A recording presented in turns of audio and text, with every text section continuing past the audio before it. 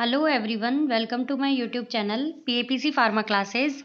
आज की क्लास में हम चैप्टर डिस्कस करेंगे एड्रीनर्जिक ड्रग्स, जो कि किस पे काम करती हैं। एड्रीनर्जिक ड्रग क्या होती हैं? जिनसे कि एड्रीनलिन और नोर एड्रीनलिन बेसिकली जो न्यूरोट्रांसमीटर्स है ये रिलीज होते हैं, ठीक है। और ये कौन से सिस्टम पे एक्ट करती है? जैसे हम एएनएस पढ़ रहे हैं तो एएनएस के अंदर दो होते हैं, आपको पता है, PNS and SNS, parasympathetic nervous system, sympathetic nervous system. PNS के अंदर एसिटाइल कोलिन का रोल आता है पूरा, जिसके अंदर हमने पढ़ लिया है कि कोलिनर्जिक एगोनिस्ट और एंटी कोलिनर्जिक ड्रग्स, ठीक है। और एसएनएस के अंदर आज हम देखेंगे कौन से? Adrenergic drugs. एड्रीनर्जिक ड्रग्स में देखो, सबसे पहले देखते हैं कि इसके अंदर जो ड्रग्स आती हैं वो दो टाइप की होती है, एक तो कैटाकोलामाइंस और एक नॉन कैटाकोलामाइंस। इसका मतलब क्या हुआ? देखो, जो कैटाकोलामाइन है, ये कैटाकोलामाइन नाम क्यों है इसका? क्योंकि इसके अंदर रिंग होती है, वो भी कौन सी? कैटेकोल। उस रिंग का नाम होता है, क्या होता है? कैटेकोल, ठीक है।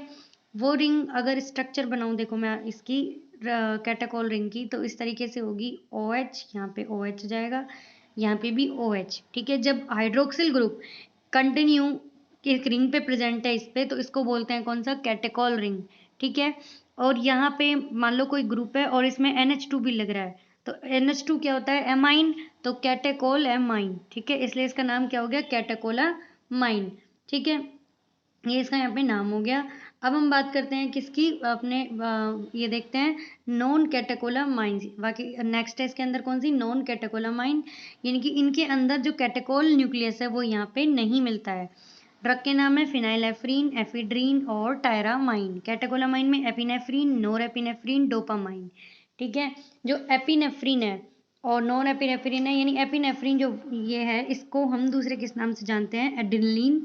और नॉन एपिनेफ्रीन नोरेडिनलिन। डोपामाइन, इसके अंदर एक और आती है कैटेकोलामाइन में, उसका नाम है क्या? आइसोप्रीनालिन, आइसोप्रीनालिन, ठीक है।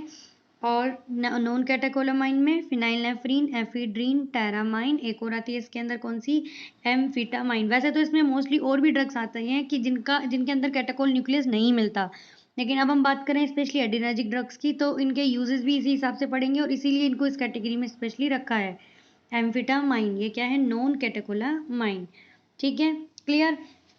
आगे देखते हैं, आगे इसके अंदर और कौन कौन से यहाँ पे ड्रग्स आती हैं और क्या क्या उनके यूजेस हैं, ठीक है। देखो, इसके अंदर हमें पता है जो एड्रीनर्जिक मतलब सिस्टम है, इसके अंदर न्यूरोट्रांसमीटर कौन से होते हैं? एक तो होता है अल्फा, एक होता है बीटा, ठीक है। इतना सबको पता है कि इनके अंदर ये रिसेप्टार होते हैं, न्यूरोट्रांसमीटर नहीं, रिसेप्टार होते हैं अल्फा और बीटा, ठीक है। ये किस टाइप के रिसेप्टार होते हैं? जी प्रोटीन कपल रिसेप्टार।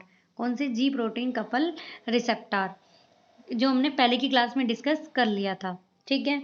अब हमने देखे अल्फा और बीटा, यानी कि ऐसी ड्रग्स जो कि एड्रेनर्जिक के ये जो रिसेप्टर है अल्फा और बीटा, इनको यहाँ पे क्या करती है? एक्टिवेट करेगी, यानी कि इनका एक्शन को क्या करेगी? बढ़ाएगी। भाई वही तो होगी एड्रेनर्जिक ड्रग। तो अल्फा और बीटा के एक्शन को बढ़ाने वाली ड्रग क्या कहलाएगी? अल्फा के एक्शन को बढ़ाएगी तो क्या कहलाएगी? अल्फा एगोनिस्ट, ठीक है। तो स्पेशली अब हम बात करेंगे अल्फा एगोनिस्ट ड्रग्स की। किसकी? अल्फा एगोनिस्ट ड्रग्स की। उसके अंदर देखना सबसे पहले आती है कौन सी? फिनाइलनेफ्रीन। फिनाइलनेफ्रीन ये क्या होती है? अल्फा एगोनिस्ट होती है फिनाइलनेफ्रीन। देखो ये रही, ये काम किस में करती है? इसका यूज कहाँ पे आता है? इसका काम आता है नेजल डीकंजेस्टेंट की तरह। कैसे? नेजल डीकंजेस्टेंट की तरह। अब आप कहोगे ये कैसे काम करती है? नेजल डीकंजेस्टेंट वर्ड का मतलब देखो पहले क्या होता है। जैसे जुकाम लग जाती है हमें, तो उसके अंदर क्या हो जाता है? जो एरिया है ब्लड वेसल्स का, उसके अंदर होता क्या है बेसिकली नाक में? जो ये है, मान लो जो एरिया है वो ये है नॉर्मली में, ये एरिया होना चाहिए और इजीली यहाँ से चल रहा होता है प्रोसेस नाक के थ्रू, ठीक है। लेकिन जब उसमें कंजेशन आ जाता है, तो ये जो ब्लड वेसल्स है ये फूल जाती हैं कुछ, ठीक है, इनमें स्वेलिंग हो जाती है और ये इतने की बजाय और ज़्यादा डायलेट हो जाती है। क्या हो जाती है? डायलेट। ये क्या हो जाती है? यहाँ से ये फूल के हो जाती है, इसीलिए हमें जब जुकाम लगता है तो हमें इतनी प्रॉब्लम आती है। उसमें फिनाइलनेफ्रीन क्या करेगी? ये क्या है? Alpha agonist phenylephrine. अब जो अल्फा रिसेप्टर्स होते हैं इनका काम होता है कॉन्ट्रैक्शन का। जो अल्फा एगोनिस्ट ड्रग होगी, अल्फा पे जो एक्ट करेगी, अल्फा के एक्शन को बढ़ाएगी, वो काम कॉन्ट्रैक्शन का करेगी। और ब्लड वेसल यहाँ पे नॉर्मली इतनी थी, अब ये क्या हो गई, कॉन्ट्रैक्ट होके इतनी, सॉरी डायलेट होके इतनी। अब ये अल्फा पे जो एक्ट करेगी फिनाइलएफ्रीन, ये इसको वापस क्या करेगी, कॉन्ट्रैक्ट करेगी। ठीक है, जो ये इतनी हो गई थी अब इसको वापस से ये इतना ही करेगी, इतना। ठीक है, इसलिए फिर इससे क्या हो जाएगा, कॉन्ट्रैक्शन हो जाएगा, और जो फूल गई थी ब्लड वेसल्स वो ठीक हो जाएंगी। तो ऐसे फिनाइलएफ्रीन जो है वो काम किस में करती है, नेजल डीकंजेस्टेंट की तरह। इसमें और भी ड्रग आ सकती हैं, जैसे नेफाजोलिन हो गई, जाइलोमेटाजोलिन हो गई, आपने एक ब्रांड भी देखा होगा ओट्रविन, उसका काम भी यही है। ठीक है, नेफाजोलिन, जाइलोमेटाजोलिन, टेट्राजोलिन, ऑक्सीमेटाजोलिन, इन सब का काम किस में है, यहाँ पे नेजल डीकंजेस्टेंट की तरह काम करती हैं। ठीक है, अब देखो इसके अंदर और भी एक कॉन्सेप्ट पढ़ते हैं। जो अल्फा एगोनिस्ट ड्रग होती है उसके अंदर ड्रग के नाम है, देखो पहले हमने देख ली फिनाइलएफ्रीन और नेफाजोलिन, टेट्राजोलिन, ये सब देख ली, सब नेजल डीकंजेस्टेंट की तरह काम करती हैं। ठीक है, अब नेक्स्ट ड्रग देखेंगे क्लोनिडीन और मिथाइल डोपा। क्लोनिडीन और मिथाइल डोपा, ये दोनों भी अल्फा एगोनिस्ट की तरह होती हैं, लेकिन इनका काम क्या होता है, इनका काम होता है बीपी को कम करने का, ब्लड प्रेशर को कम करने का काम इनका होता है। अब आप कहोगे कि ये कैसे ब्लड प्रेशर को कम करती है, जबकि अल्फा का काम तो कॉन्ट्रैक्ट करने का है, और जब ब्लड वेसल कॉन्ट्रैक्ट हो जाएगी तो बीपी तो बढ़ेगा, लेकिन फिर ये कम कैसे कर रही है, ये कॉन्सेप्ट अपन अब पढ़ेंगे, ध्यान से सुनना। इसके अंदर होता क्या है, इस तरीके से मान लो ये आपकी कोई नर्व एंडिंग है। ठीक है, यहाँ पे नर्व, जब हम इसकी बात कर रहे हैं एड्रेनर्जिक सिस्टम की, तो इसमें जो न्यूरोट्रांसमीटर है वो कौन सा है, नोरएड्रेनालिन। ये यहाँ पे रिलीज होता है और बॉडी के अंदर आगे इसका प्रोसेस होता है सारा। ठीक है, यहाँ पे मान लो ब्लड वेसल की बात कर रहे हैं, जब हम ये हमने नेजल कंजेस्टेंट वाली ब्लड वेसल पढ़ी थी, तो यहाँ पे नोरएड्रेनालिन ने यहाँ पे ये अल्फा रिसेप्टर पे काम किया, ये फिनाइलएफ्रीन ने इसको एक्टिवेट करके यहाँ पे अल्फा रिसेप्टर पे काम किया और कॉन्ट्रैक्ट कर दी। ठीक है, लेकिन जो यहाँ पे ये नोरएड्रेनालिन रिलीज होता है, यहाँ पे ये रिलीज जो होता है ये वापस से यहाँ पे इसका रीअपटेक होता है, और वो भी प्री सिनेप्टिक अल्फा 2 रिसेप्टर्स यहाँ प्रेजेंट होते हैं उनसे। भाई सिनेप्टिस से पहले जो रिसेप्टर प्रेजेंट है उनको क्या बोला, प्री सिनेप्टिक अल्फा 2 रिसेप्टर। ठीक है, तो ये क्लोनिडीन और मिथाइल डोपा क्या करेंगी, ये इधर एक्शन करेंगी, इसको एक्टिवेट करेगी प्री सिनेप्टिक अल्फा 2 रिसेप्टर को।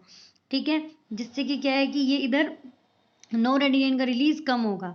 अब ब्लड वेसल जो अल्फा को यहाँ पे अल्फा जो इसको कॉन्ट्रैक्ट कर रहा था ब्लड वेसल को नोरएड्रेनालिन के रिलीज से, अब जब रिलीज नहीं हो रहा है इसका, तो ये कॉन्ट्रैक्ट ब्लड वेसल नहीं होगी, और इसके अंदर यहाँ पे क्या हो जाएगा, डायलेशन हो जाएगा, और बीपी आपका जो बढ़ रहा था कॉन्ट्रैक्ट होने की वजह से अब वो कम हो जाएगा। और इसी तरह जो क्लोनिडील और मिथाइल डोपा जो हमने दो ड्रग पढ़ी, दोनों एंटी हाइपरटेंसिव ड्रग की तरह काम आती है। ठीक है, तो ये हमने कुछ अल्फा एगोनिस्ट डिस्कस किए, कौन से, फिनाइलएफ्रीन नेजल डीकंजेस्टेंट की तरह, और इसमें कौन से आ रहे थे, फिनाइलएफ्रीन जैसे जाइलोमेटाजोलिन आ गई, टेट्राजोलिन आ गई, नेफाजोलिन आ गई, और ऑक्सीमेटाजोलिन। इन सब का काम क्या है, नेजल डीकंजेस्टेंट का। ठीक है, दूसरा हमने एंटी हाइपरटेंसिव ड्रग पढ़ी, जिसके अंदर कौन सी, क्लोनिडीन और मिथाइल डोपा। इनका काम, मैकेनिज्म क्या है इनका, प्री सिनेप्टिक अल्फा 2 ब्लॉकर, तो ये इस तरीके से काम करती है। और यहाँ पे sorry pre synaptic alpha 2 agonist है, ये ब्लॉकर नहीं है, pre synaptic alpha 2 agonist, agonist की तरह काम करती है। भाई कर तो अल्फा पे ही रही है ना, लेकिन ये प्री सिनेप्टिक, सिनेप्स से पहले अल्फा 2 एगोनिस्ट है, अल्फा 2 के एक्शन को बढ़ाएगी और उस नोरएड्रेनालिन का रीअपटेक बढ़ाएगी, जिससे कि कॉन्ट्रैक्शन यहाँ पे नहीं होगा। ठीक है, आगे चलते हैं, आगे इसके अंदर कौन सी ड्रग आती है वो यहाँ पे डिस्कस करते हैं। आगे इसके अंदर है इनके, जैसे हमने अल्फा एगोनिस्ट पढ़े, ऐसे ही अब कुछ होते हैं बीटा एगोनिस्ट। कौन से, बीटा एगोनिस्ट। भाई रिसेप्टर तो दो हैं, अल्फा और बीटा, तो अब हम बीटा की बात करते हैं। बीटा एगोनिस्ट, बीटा एगोनिस्ट में देखो किस तरीके से काम करती हैं कि हमने पढ़ी है नोरएड्रेनालिन। ये कुछ याद करने की चीज़ें, इनको याद रखना है। नोरएड्रेनालिन है, नोरएड्रेनालिन काम कैसे करती है, एक तो ये अल्फा को तो करती है यहाँ पे एगोनिस्ट, अल्फा 2 को भी एगोनिस्ट है ये, साथ में बीटा 1 की एगोनिस्ट है। किसकी, बीटा 1 की, यानी कि अल्फा 1 2 छोड़ो, पूरा अल्फा प्लस में बीटा 1। बीटा 1 कहाँ प्रेजेंट होते हैं आपको पता है, यहाँ पे ये हार्ट में होते हैं, और जेजी सेल्स ऑफ किडनी, इनके अंदर ये प्रेजेंट होते हैं। बीटा 1 रिसेप्टर, ये दोनों के ये एगोनिस्ट है नोरएड्रेनालिन।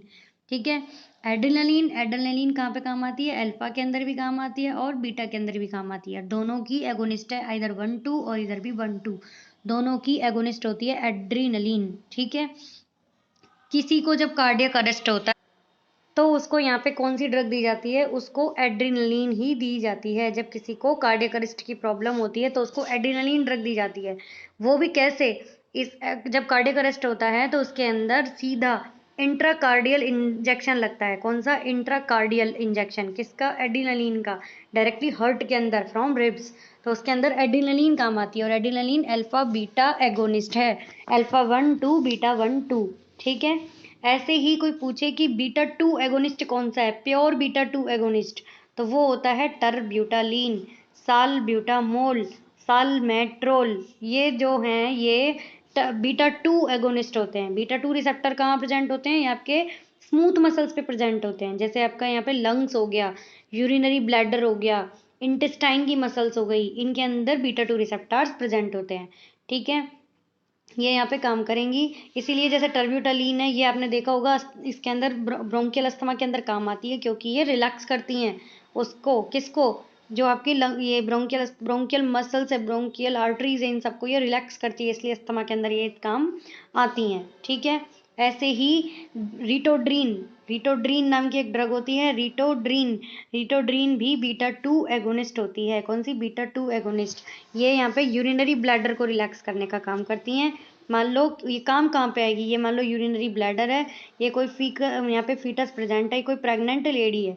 ठीक है, मान लो इसको अभी 5 ही मंथ हुए हैं प्रेगनेंसी कंसीव किए, और 5 मंथ में ही इसको लेबर पेन हो गया, तो उस केस में अगर बेबी हो गया तो वो प्री मेच्योर बेबी होगा और उसकी डेथ हो जाएगी। ठीक है, और इसीलिए यहाँ पे ये जो रिटोड्रीन जैसी ड्रग है ये और इसको यूरिनरी ब्लैडर को रिलैक्स करके रखती हैं, तो और यहाँ पे पेन को नहीं होने देती है, लेबर पेन को, इसमें ये काम आती है।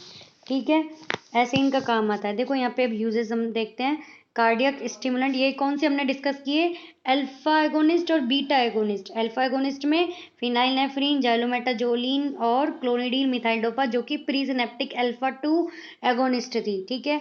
ऐसे ही बीटा एगोनिस्ट, बीटा एगोनिस्ट में नोरेडिनलिन, एड्रीनलिन, टरब्यूटालीन, साल्ब्यूटामोल, सालमेट्रोल, रिटोड्रीन, आइसोप्रीनालीन। आइसोप्रीनालीन भी बीटा 1 प्लस बीटा 2 एगोनिस्ट है।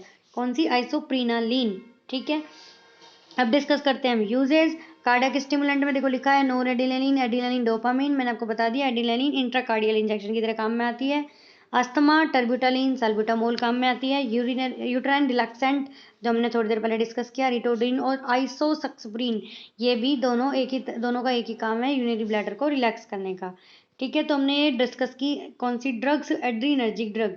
नेक्स्ट क्लास में हम एंटी एड्रीनर्जिक ड्रग्स काम देखेंगे क्या होती हैं, जो कि ब्लॉक करेंगी एड्रीनर्जिक रिसेप्टर के एक्शन को। ठीक है, और इसी के साथ आज की क्लास हम खत्म करते हैं। नेक्स्ट क्लास में नेक्स्ट टॉपिक के साथ मिलेंगे, तब तक के लिए थैंक यू, धन्यवाद, जय हिंद, जय भारत।